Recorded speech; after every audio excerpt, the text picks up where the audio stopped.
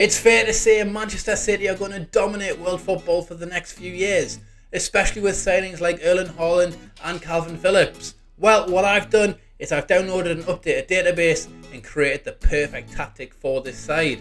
Welcome to the perfect 4-1-4-1.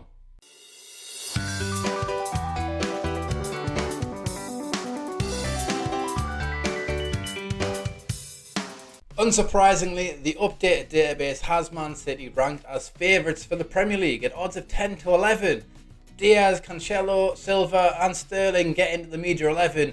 Interestingly, no space for Holland. Speaking of Holland, I can't see how this guy is not going to score over 50 goals. He has to. These attributes are just incredible. 18 finishing, 20 determination, 17 composure and then 19 pace as well. He is the complete package. He's going to be a menace for the Premier League next year. And to make sure Holland is as much of a menace as possible, this is the formation that I've created for Man City. As you can see, in possession, it's fairly standard. We're going to be attacking wide, play out of defence, shorter passing with a higher tempo, work the ball into the box and be more expressive when we have the ball, as City are blessed with some very creative players.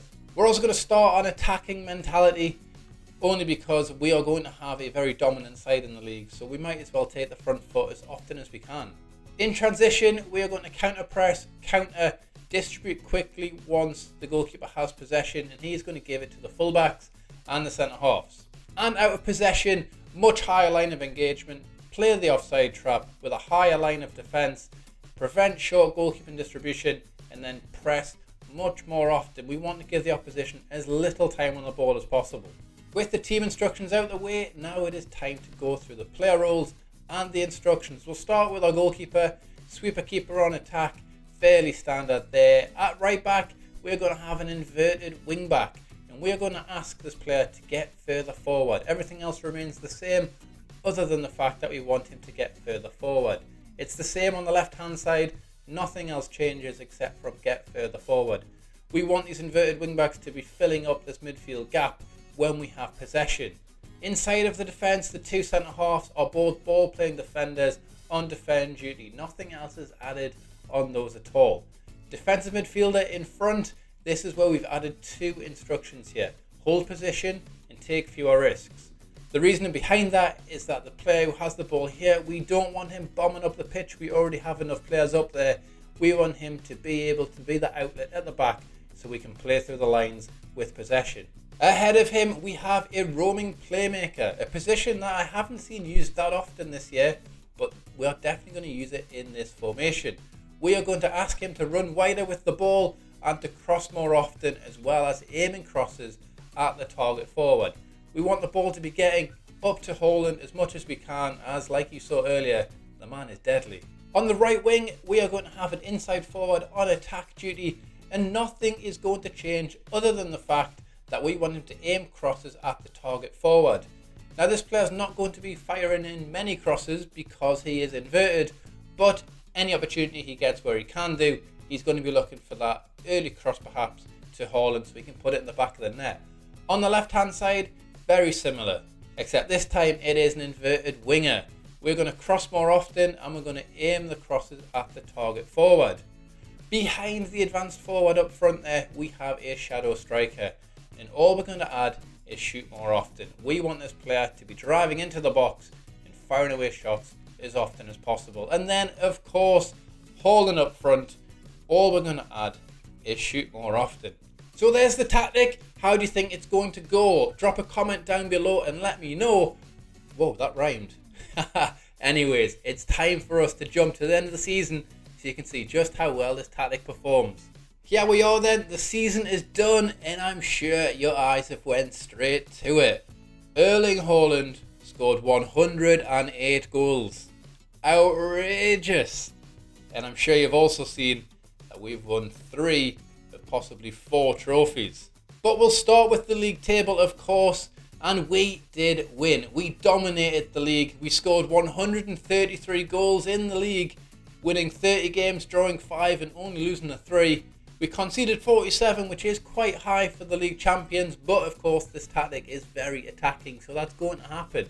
breaking down the league a little bit more, and you can see that Haaland actually scored 69 goals in 38 games within the league. That is mental. And then Kevin De Bruyne got 25 goals from that shadow striker position. Average ratings, of course, Haaland and De Bruyne dominated. And assists, De Bruyne got 14, and Bernardo Silva from that roaming playmaker got 18 assists. Not half bad. Holland also picked up 17 man of the matches. Mental. And when you look at the results in the Premier League, it's clear to see where all those goals came from. 4 games scoring 7 goals, 3 games scoring 6, and the goals just kept coming and coming and coming. Now, your eyes have seen the one defeat there, of course. 5-3 defeat away at Man U. It's not good. But who cares? Because we won the league. And, well, we may have just won everything else. And here we go then. This is what you want to see. This formation, this 4-1-4-1, it wins everything. 5 possible trophies, and we won all 5. We won the Premier League. We won the Champions League, beating Bayern Munich 2-1 in the final. We won the FA Cup. We won the Carabao Cup. And we won the Community Shield, which nobody cares about. But still, 5 trophies. An insane return for this formation. And of course, it isn't just the trophies that need to be shouted about. It also is the player performances. Haaland, of course, 108 goals in 64 games. De Bruyne there with 32. Raheem Sterling with 20. Foden with 12. Grealish with 12. Now, these 3 players alternated between both wing positions.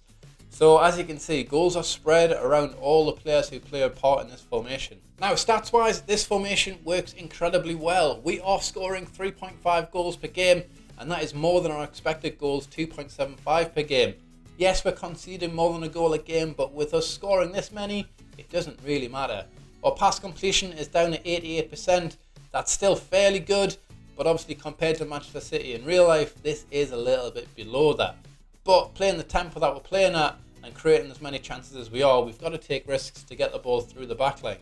And well, it's fair to say that it works, as we won everything. So there we have it, boys. The perfect tactic 4-1-4-1 formation for Manchester City after the update.